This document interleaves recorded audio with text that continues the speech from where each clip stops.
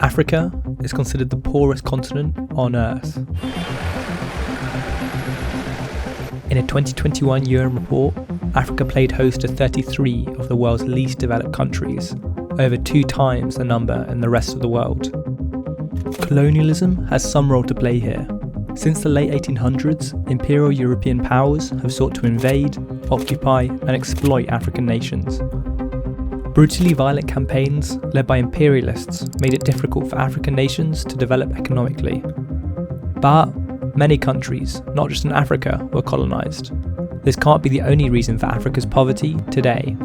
So, what else might be going on here? The enormous amount of hand labor required to grow and pick the cotton was supplied by great numbers of slaves. Families were torn apart. Ground of the plantation. Cheap slave labor. Long before Africa's period of colonial rule, the continent simultaneously faced 4 slave trades. These lasted for several hundred years, up until the 19th century. This led economist Nathan Nunn to investigate the effect of the slave trade on the lack of development of African nations today. I was thinking about why is Africa so poor or economically underdeveloped? My first thought was, colonialism. But then you think, it wasn't only the African continent that was colonized. But then the unique thing, which was before colonialism, was the slave trade. Nathan soon formed a hypothesis.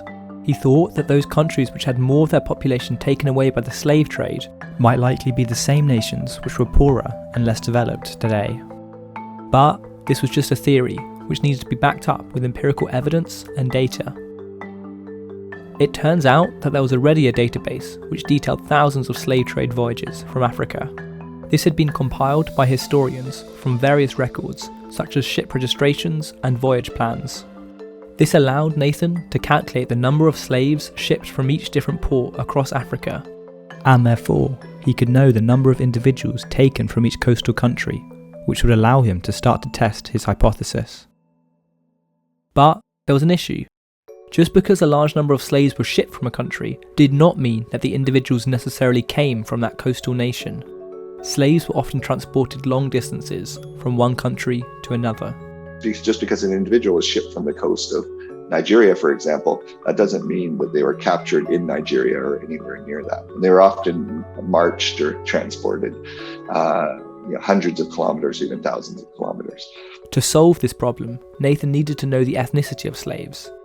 He used many historical documents, such as records of sale, fugitive slave lists, court records, and runaway notices, to compile this ethnicity data.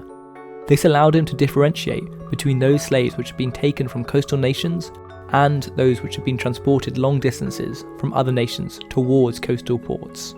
So in the end, I think we had over 100,000 individuals for which we knew their ethnicity.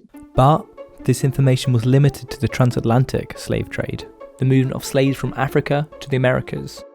3 other slave trades in the Red Sea, Indian Ocean, and across the Sahara Desert also accounted for large numbers of African individuals forcibly transported abroad. To find ethnicity data from these slave trades, Nathan travelled to archives in Zanzibar, Tanzania. He hoped that there he could find more information from documents that hadn't yet been digitised. I didn't even have permission at that point, just because things are often so delayed. And eventually I just hopped on a plane and went there and then sat in the waiting room of the archive until somebody helped me.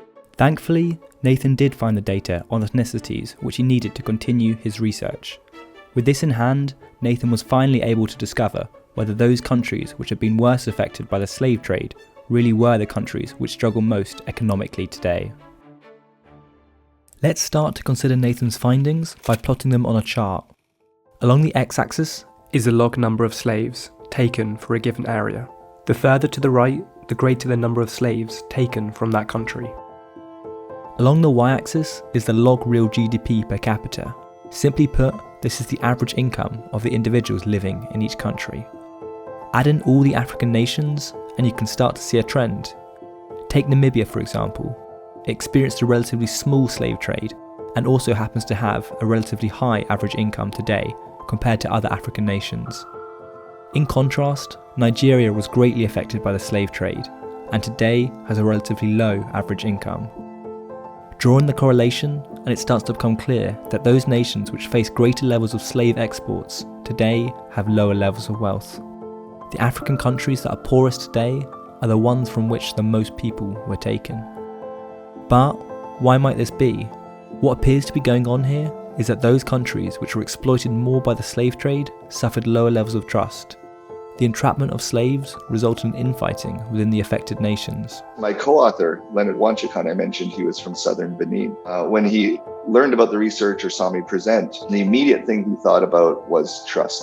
Intuitively, he thought, oh, well, the slave trade affected interpersonal trust, which makes sense when you step back and think of it, because, well, how were individuals enslaved? It wasn't Europeans coming in and enslaving people who were from the continent. It was people from the continent who were turning on one another. This lack of trust greatly lessens stability of these nations, making it harder for economic growth to occur.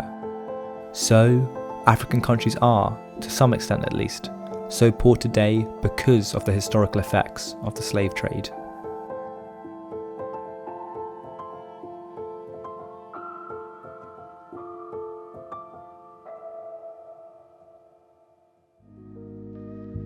Thank you to Nathan Nunn for his support as part of this project. Please watch further videos in our series delivered by Discover Economics and Cage Research Centre. Please visit our website and follow us on social media.